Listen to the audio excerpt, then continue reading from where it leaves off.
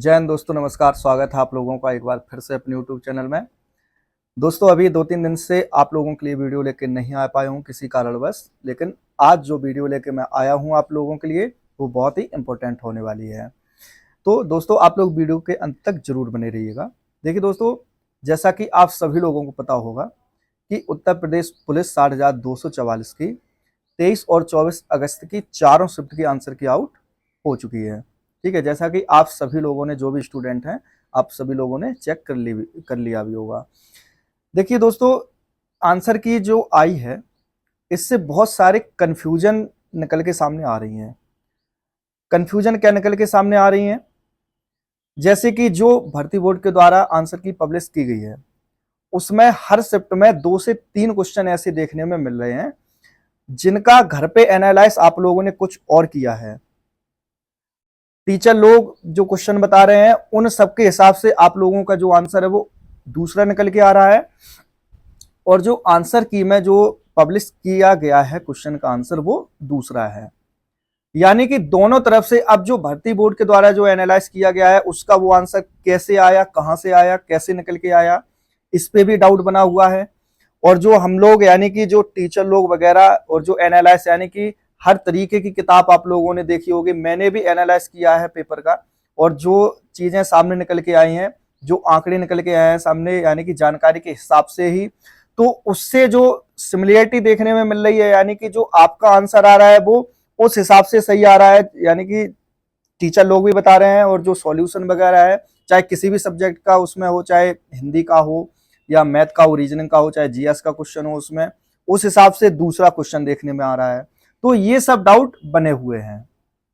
ठीक है, तो इन्हीं डाउट के लिए आप लोगों के लिए एक व्यवस्था की गई है भर्ती बोर्ड की तरफ से, जैसा कि आप सभी लोगों को ये इस चीज की जानकारी होगी। यानी कि आप लोगों को ऑनलाइन आपत्ति इस पे दर्ज करानी है।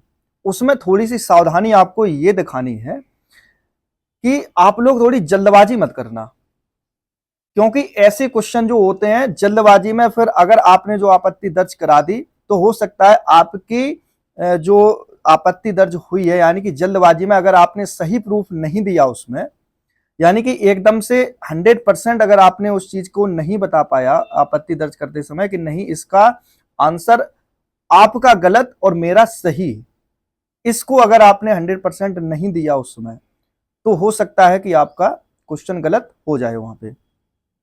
तो आपको करना क्या है इसमें, आप जब ऑनलाइन आपत्ति दर्ज कराएं तो उसमें आप लोग अच्छी तरह से अपना जो जो कोई भी किताब आप यूज करें, यानी कि सभी किताब देख लीजिएगा। जरूरी नहीं कि आप जो पढ़ रहे हैं उसी में उसका आंसर वही मिल रहा हो आपको, नहीं, आप थोड़ा और हट के किताबों को लीजिएगा। यानी कि एनसीईआरटी की बुक आप लोग देख लीजिएगा, पूर्वावलोकन की किताबें आती हैं, अच्छी किताबें आती हैं जीएस में, उनको आप लोग जरा उठाइएगा।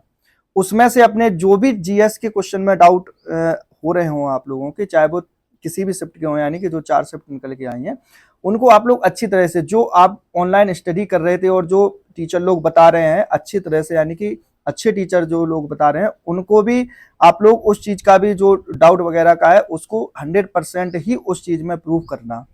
तो आपका जो क्वेश्चन है वो उस पर विचार विमर्श करके आपकी फाइनल आंसर की में वो चीज जरूर शो की जाएगी। समझ रहे हो? अभी मैं एक चीज बता दूं आप लोगों को, ये फाइनल आंसर की नहीं है। ठीक है, ये एक तरह से आपकी आंसर की दे दी गई है। अब जो भी क्वेश्चन आपके डाउट में है, जिन पर आपको आपत्ति दर्ज करानी है, उसके लिए आपकी व्यवस्था की गई है।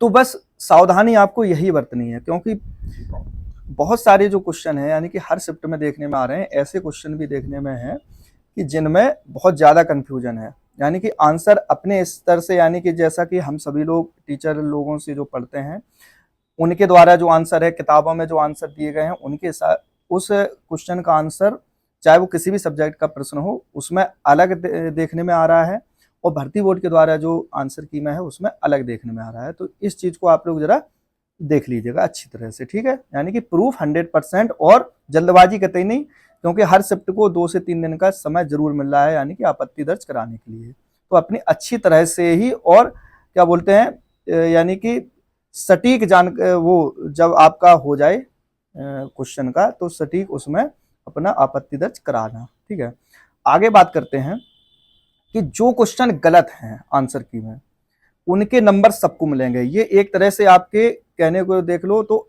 सही, यानी कि फ्री के नंबर ही समझ लो अपने। यानी कि भले ही एक क्वेश्चन गलत हो, 2 क्वेश्चन हो, तो अब अगर भले ही आप लोग अटेम्प्ट करके आए हो, जो भी स्टूडेंट उसको, चाहे लड़का चाहे लड़की, अगर भले ही उसको अटेम्प्ट करके आया हो और उसका गलत हुआ हो, तो वो अपना पेपर में उसके भी नंबर कम किया होगा जब आपने एनालाइज किया होगा, ठीक है, उसके भी आपने नंबर अपने कम किए होंगे।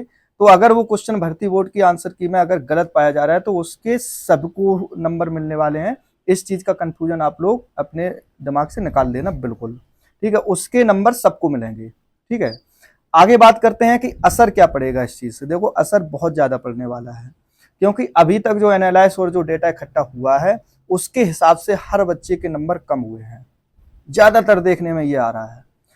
देखो कुछ ने तो अपना, वैसे मोस्टली ऐसा होता ही है कि अपना एक सेफ स्कोर, यानी कि जब आंसर किया वो पहले जब एनालाइज हो जाता है तो उस तरीके से आप लोग अपना एक सेफ स्कोर क्रिएट कर लेते हैं। यानी कि ज्यादातर हर तरीके से अपना देख लेते हैं कि मतलब क्वेश्चन को भी देख लेते हैं जिसमें आपको खुद तब डाउट लगने लगता है, तब भी आप लोग देख लेते हैं कि ये कहाँ से कैसा क्वेश्चन हमारे लिए है। लेकिन जब आंसर की आई आप लोगों की, तो उसमें कुछ क्वेश्चन ऐसे निकल के आए जो डाउट में है, और कुछ क्वेश्चन ऐसे भी होंगे कि जो 1-2 क्वेश्चन और गलत हो सकते हैं। तो ज्यादातर नंबर जो अभी हैं वो कम हुए हैं बच्चों के, ठीक है। 10, 15, 20% बच्चे ऐसे हैं जिनके 1-2 क्वेश्चन माइनर, यानी कि गलत, इन यानी कि 1-2 क्वेश्चन जो डाउट में है उनको छोड़ के फिर से 1-2 क्वेश्चन और माइनस में आए हैं, ठीक है। लेकिन बकाया इन 2-3 क्वेश्चन जो डाउट में चल रहे हैं उनको छोड़ के और फिर ज्यादा क्वेश्चन गलत देखने में नहीं आ रहे हैं, ठीक है। तो इस चीज से फर्क यही पड़ने वाला है कि जो अभी कट ऑफ आप लोगों को प्रदर्शित हुई है, हर किसी के माध्यम से, टीचर लोगों के माध्यम से भी, बड़ी इंस्टीट्यूट यानी कि संस्थानों के माध्यम से भी आप लोगों को जो कट ऑफ प्रदर्शित की गई है, मेरे द्वारा भी जो बताई गई, ये एक डेटा एनालाइज करके आप लोगों को बताया गया है। हर तरीके से आप लोग एक, यानी कि यूट्यूब पर वीडियो जरूर देख रहे होंगे इस चीज के लिए। तो उसके लिए मैं बता दूं आप लोगों को कि जो अभी तक कट ऑफ जो आप लोगों की प्रदर्शित की गई है, तो अभी तक उसमें बढ़ने के कोई चांस नजर नहीं आ रहे हैं, ठीक है। अभी कम लगने के चांस जरूर देखने में आ रहे हैं जब से आंसर की आई है, ये बात भी हकीकत है। तो इसके लिए आप लोग परेशान मत होइएगा, जब आगे जब फाइनल आंसर की आएगी तो उसमें जो भी आपत्तियां आप लोग दर्ज करेंगे उस पर विचार विमर्श करने के बाद ही फाइनल आंसर की आप लोगों की अपलोड कर दी जाएगी। तो जो भी आपका स्कोर बनेगा, चाहे वो थोड़ा कम रहे या फिर ज़्यादा रहे, तो उस हिसाब से आपको परेशान होने की कोई ज़रूरत नहीं है। बाकी अभी आप लोग अपनी आगे की तैयारी करते रहिएगा, और आपत्ति जो है क्वेश्चन में, जो डाउट है क्वेश्चन में, उनको आप लोग अच्छे से देख सुन के जरूर आपत्ति दर्ज कर लीजिएगा, ठीक है। मिलते हैं अगली वीडियो में आप लोगों के साथ। अभी और भी आंसर की आनी है, 25 की भी आनी है, 30 और 31 की भी, अभी सभी शिफ्ट की आंसर की आनी है।